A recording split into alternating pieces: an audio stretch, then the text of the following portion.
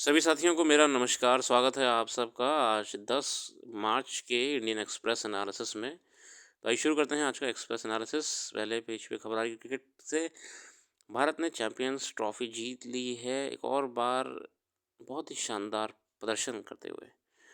Cricket का तो champion Bharat ही है, मगर हम आगे बढ़ते हैं अपनी चैंपियनशिप की तरफ, जो कि है एडिटोरियल वाली चैंपियनशिप। आज की एडिटोरियल है Indian America first.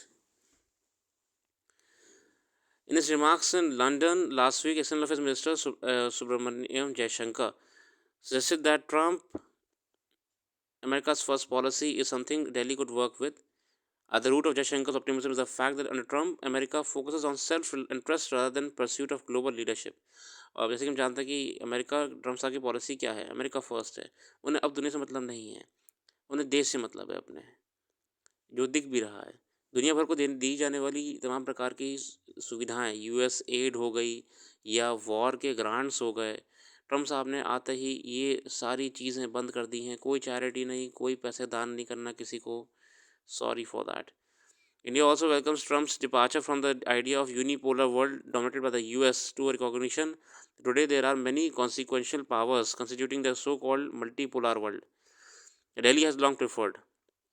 Washington allies in Europe and Asia that have long relied on US for their security are shocked by Trump's demand that either they contribute more to collective defense to foreign American protection। और ये कहीं ना कहीं दुनिया भी चक्कर पड़ गई है कि यूएसए सीधे सीधे पीछे हट रहा है कई चीज़ों से, कई इनिशिएटिव से पीछे हट रहा है। तो इसलिए कि यूरोप ने नया अपना इसी चक्कर में री आर्म यूरोप इनिशिएटिव शुरू करा है कि अब अगर यूएस हमको सपोर्ट नहीं करेगा हमारी कई पॉलिसीज़ में, तो यूरोप को अपना डिफेंस खुद ही अपने हाथ में लेना पड़ेगा। यूरोप ने शुरू कर रहा है री आर्म यूरोप, डिफेंस को अपने और मजबूत करने के लिए। यूरोप ने कई इमरजेंसी मीटिंग्स करी हैं अपने देशों के साथ बैठ के कि आने वाले चेंजिंग ट्रांजिशन को कैसे वो टैकल करेंगे, जहाँ पे यूएस अब सिर्फ अपने पर फोकस कर रहा है, ना कि दुनिया के ऊपर। For India, a transactional engagement with America comes amid Trump's plan to rearrange the global order. What Trump and his team have in mind is nothing short of restructuring modern capable capitalism that emerged out of 1929 global economic crisis and remaking the post-war international system led by the US. There is a strategic premium on getting this right for major countries like India. Delhi has begun the engagement with Trump on a sensible note with PM visit to White House. बाकी भारत भी प्रयास कर रहा है कई चीज़ों को लेके इंडिया, और फिलहाल भारत ने सबमिशन दे दिया अपना यूएसए को कि वो जो भी नए तरीके से काम करना चाह रहा है भारत उसका पूरी तरह सपोर्ट करेगा। अगला आर्टिकल है gaining wider consistency. A strategic reserve signals a shift in how US use cryptocurrencies. अभी यूएस में प्रॉपरली क्रिप्टो करेंसी को लेकर मीटिंग हुई व्हाइट हाउस के अंदर। Trump wrote on social media that platform he was not a fan of Bitcoin and other cryptocurrencies which are not money and whose value is high, volatile and based on the thin air. However, thereafter Trump has reversed his position in 2024। 2019 में Trump साहब ने कहा था crypto currency वगैरह कुछ नहीं होती है, ये सब हवा में बस एक हाइप क्रिएट करी गई है और मार्केट रेगुलेट करने की प्रयास करा गया है। अब वही ट्रम्प साहब 24 में कह रहे हैं कि भैया आओ व्हाइट हाउस में बैठे क्रिप्टो करेंसी पे बात करें। The president signed an executive order to establish strategic Bitcoin reserve and a US digital asset stockpile। मतलब बतौर क्रिप्टो करेंसी को लीगलाइज कर दिया है प्रॉपरली, स्ट्रेटेजिक बिटकॉइन रिजर्व और US digital asset stockpile. Executive order sign कर दिया है जिसके तहत अब यहाँ लीगल कर रहे हैं उसे। As per David Sachs, the White House AI and cryptocurrency czar, the US government owns about 2.2 lakh bitcoins.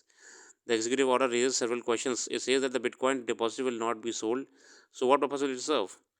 Strategic reserves are created by countries. For instance, the US Petroleum Reserve, while Canada has one of the maple syrup, so as to be able to intervene during the times of need in order to smooth out the market imbalances। हर देश का अपना reserve होता है, strategic reserve। The executive order also states the government will not acquire additional asset for the stockpile and that any further additions to the reserve will be budget neutral। बाकी तमाम बातें उन्होंने अपने देश के लिए करी हैं, उसमें नहीं जाएंगे। यहाँ पे हम देखने के चाह रहे हैं कि यहाँ पे जो डिजिटल करेंसीज हैं, वर्चुअल डिजिटल एसेट्स वगैरह हैं, अब इसको लीगलाइज करने का प्रयास करा जा रहा है। A strategic reserve does, however, signal a major change in how Washington views cryptocurrencies, and with more countries ushering in regulatory frameworks, Given the borderless nature of such assets, it will be difficult to have a regulatory stance that is N outlier. और crypto currency के लिए सबसे बड़ा dispute हमेशा रहा है कि वो टोटली डिसेंट्रलाइज्ड है और अनरेगुलेटेड है। ऐसे में यूएस पूरा पूरा सपोर्ट दे रहा है अपना, तो ये भी अपने आप में एक चेंजिंग डायनामिक्स को लेकर ही है इकोनॉमिक्स के। वैसे भी यूएस अब कुछ नया ही करना चाह रहा है। Weak investor sentiment, companies hold off IPO launches, secondary market slumps. Share market बिल्कुल डाउन चल रहा है इस समय, मार्केट एकदम स्टैग्नेंट सा हो गया है। अगली खबर यहाँ पे आ रही है हैंटा वायरस को लेके। एक हॉलीवुड के बहुत बड़े एक्टर हैं जीन हैकमैन, आप लोगों ने भी कई उनकी मूवीज़ देखी होंगी, तो उनकी कुछ दिनों पहले दुखद मृत्यु हो गई थी। बात ये थी कि उनकी मृत्यु बहुत बाद में पता लगी है, और कहा जा रहा है कि वो जब उनको डिस्कवर करा गया था कि वो मर चुके हैं, शायद वो 2 हफ्ते पहले ही मर चुके थे, बहुत ही एजेड थे। अब यहाँ पे हैंटा वायरस का नाम कहाँ से आ रहा है? इनकी तो मृत्यु कही जा रही है कि पेसमेकर वगैरह उनका शायद बंद हो गया था, जो भी कारण है मैं उसमें नहीं जाऊँगा। हैंटा वायरस नाम क्यों आ रही है? इनकी जो वाइफ थी, इनकी वाइफ बेट्सी अराकावा, इनकी भी मृत्यु हो गई। एक ही घर में दोनों की लाश मिली थी। तो चलो इनका तो मान सकते कि एजेड व्यक्ति थे, क्या पता हार्ट अटैक वगैरह आ गया हो, इनकी मृत्यु क्यों हो गई थी? तो वहीं पे हंटा वायरस का नाम आया है। क्या होता है hanta virus? The family of rodent borne viruses that can cause serious illness even death in humans. ये ना चूहों के जो एक्सक्रीटेड वेस्ट होता है उसके इन्फेक्शन से होता है। Infected rodent spread the virus, infected rodents spread the virus through the urine, feces and saliva, according to US Center for Disease and Control and Prevention CDC। तो ये कैसे होता है? चूहों से, रोडेंट्स से होता है। So the virus and the disease its cause depends on the region and the rodent host that carries it. HPS is endemic to the Western Hemisphere, with the most common hantavirus strain causing the disease is carried by the deer mouse। और यहाँ पे deer mouse का जिक्र होता है। Symptoms क्या होते हैं? फ्लू लाइक सिम्टम, बुखार सा लगेगा, मसल एक होगा, फीवर फैटिक होगा, अजीब सा लगेगा, थकान सी लगेगी। CDC estimates that 38% of those who develop respiratory symptoms die from disease. The mortality for the hantavirus strain in southwestern US where Arakawa died ranges from 32% 50%। और वहाँ पे जिस क्षेत्र में उनकी मृत्यु हुई है वहाँ पे ये केसेस ज़्यादा होते हैं।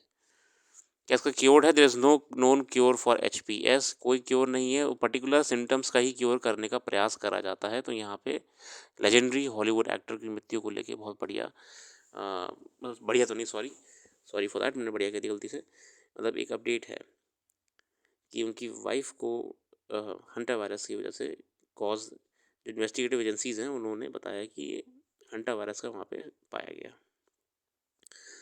The article है why Trump wants to start some talks on Iran and deal he wrecked। एक और वही ग्लोबल ऑर्डर चेंज कर रहे हैं ट्रम्प साहब, तो बात कर रहे हैं नए तरीके से कई चीज़ों को लेकर, ऑयल को लेके नई पहल करने वाले हैं। बाकी इंडिया ओबेसिटी प्रॉब्लम का यहाँ पे आर्टिकल आया हुआ है, ये आप पढ़ लीजिएगा, मैंने पढ़ा था, मुझे अच्छा लगा था। ये आप इसको मैंने हाईलाइट कर दिया, आप पॉज करके भी पढ़ सकते हैं।